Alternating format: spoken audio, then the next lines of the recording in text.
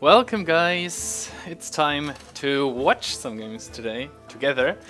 Of course I'm doing off-stream games also, and sometimes I run into interesting people or encounter where I hit the record button, and I thought I could also share it with you guys. I also did this on the channel of course, but these were like silenced games without any commentary or sound or reactions from my side, so I'm not sure how enjoyable they were to watch. So I thought I could do some of these games with post commentary, like watching it almost together with you and then talking about my choices. And in this specific video I ran into Thijs, who was playing Shaman, whereas I was trying out a little bit more early game centric, so overall mid-range priest build. Yeah, and since this is a new format for me, I would be really interested in how you guys like it.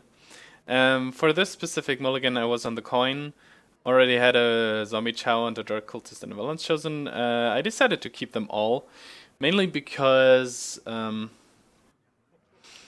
the flexibility. I didn't know what kind of shaman he plays. So I think I'm doing it in present tense. So I don't know what kind of shaman he plays.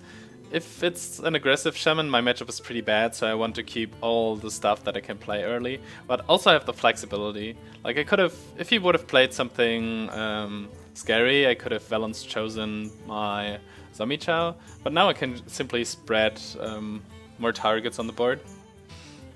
In this case, putting down the dark cultist and just killing the totem. Him toteming on turn 2 seems to imply that he either has a very bad hand or that he runs a more mid-range-ish or control-ish type of shaman. This is also very suspicious, but at least he kills, he does something, so it's not a too late game centric list, I would suppose. So for the next turn, it looks a little bit awkward, but there's the injured Blightmaster. Given that I don't want to play my Valence Chosen, just to deal, in this case I want to clear off the totem anyways, so the Valence Chosen doesn't even do anything. But I'm very conservative with the Valence Chosen, because I want to get an immediate value after playing it. If I just put it on the Dark Cultist, it's a very good silence, like Earthshock or Hex target. In this case it's good to have two guys on the board, and also pretty fortunate to draw the Circle of Healing, because I can simply kill both of these Feral Spirits. Next turn he will be overloaded for 2, which means he has access to 3 mana. And I can simply kill both and circle, I guess. And given that my board will be not too much vulnerable to Lightning Storm, I can also just play the Organized Soul Priest to improve my board even further. And now I can kill totems with my hero power and such. Or it's not this turn where he could play something big, but maybe the next turn. All my guys are also out of fire elemental range, so it's pretty good to improve the board here, especially given that shamans don't run board clears other than the Lightning Storm. So in this case it's either Shadow Boxer and heal this totem away, or just Sludge Belcher. But given that his turn 6 is upcoming, where he could play Fire Elemental, this is a much stronger play. It improves the board. I'm still not vulnerable to Lightning Storm, and nothing dies to Fire Elemental, which I didn't expect was Double Storm. But in this case I got lucky with 2 low rolls on the Organized Soul Priest, so it got the buff from the Dark Cultist. And a 3/4 Organized Soul Priest still on board. It's pretty good.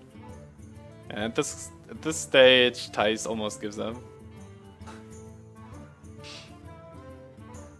And now I have something on the board that's vulnerable to Fire Elemental. But given that he's overloaded for 4, he couldn't even play it at this turn, and the slime also dies to Fire Elemental.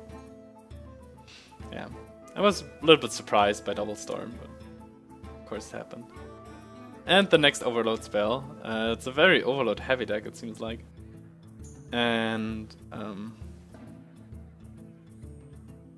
yeah, I have a few ways to clear these Feral Spirits off, but I think the best way is to protect my Arcanine Soul Priest from Fire Elemental.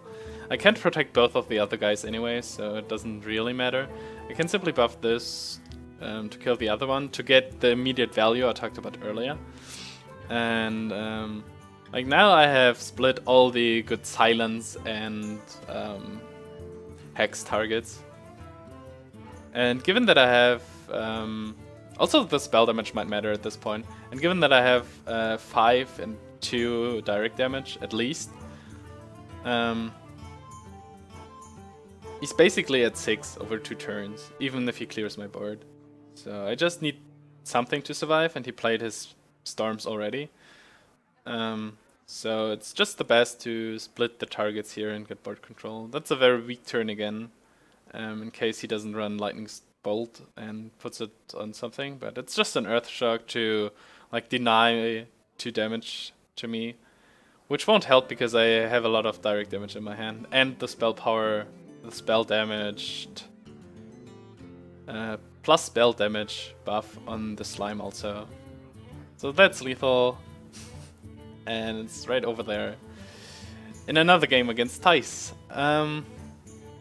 Yeah, like I said before, that's a new format. In this case it was a pretty favorable matchup for me anyways, and I managed to put it through very smoothly. But let me know what you think of the format and how you like it. So I have some other videos with other guys on my hard drive, so let me know if you want to see them also, and if I should focus maybe on a specific aspect that runs a little bit short during my usual streams. So feel free to comment on this and let me know how you like it, and thanks for watching. And these were a lot of ands, right? Well, and see you around next time. Bye bye.